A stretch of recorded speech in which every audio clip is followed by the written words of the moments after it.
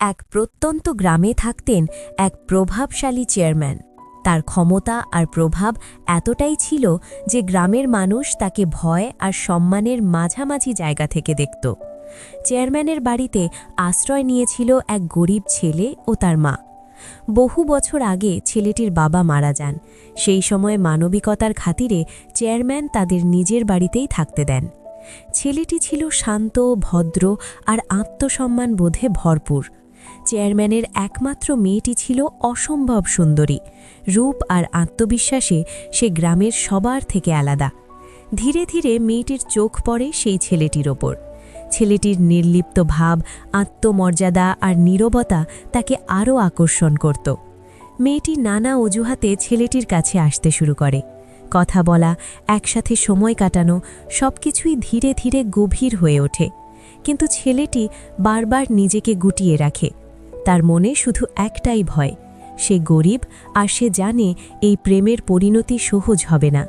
তবুও সময়ের সাথে সাথে দুজনের মধ্যে এক অদ্ভুত টান তৈরি হয়।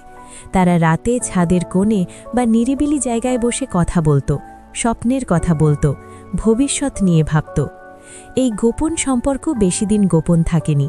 এক রাতে ছেলেটির মা সব কিছু বুঝে ফেলেন। পরদিন ছেলেকে ডেকে তিনি কড়া ভাষায় সাবধান করে দেন। তিনি জানতেন এটা শুধু প্রেম নয়, এটা বিপদের শুরু। কিন্তু ছেলে মায়ের কথা শোনেনি।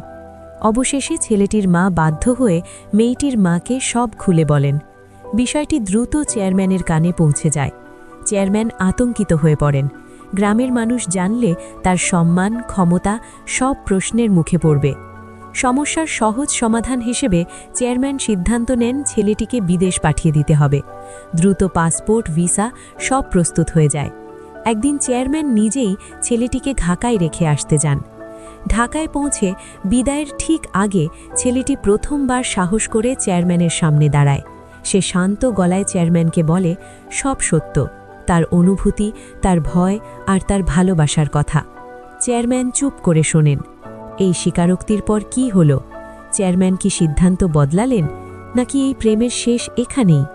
বন্ধুরা, গল্পটি ভালো লাগলে জানাবেন, তাহলে খুব শিগগিরই নতুন পর্ব নিয়ে আসব।